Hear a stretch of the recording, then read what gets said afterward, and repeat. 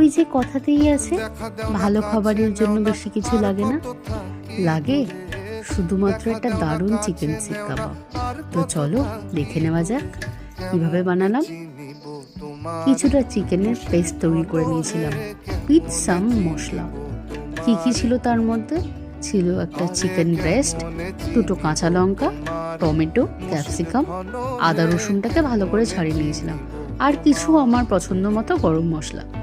মশলা কি কি লাগলো তোমরা জানতে হলে অবশ্যই আমায় কমেন্ট করো, আমি সবাইকে রিপ্লাই করব। এগুলো নিয়ে একটা মিক্সিং জারে পেস্ট করে নেবে।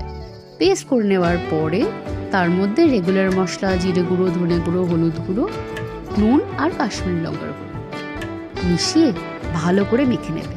তারপরে ডিপ ফ্রিজে ভরে দেবে। ফ্রিজ থেকে বের করেই শেপ তৈরি করে নাও। শেপ করে গ্যাসে সেঁকে নাও, তাহলেই রেডি। কেমন হয়েছে জানিও কিন্তু।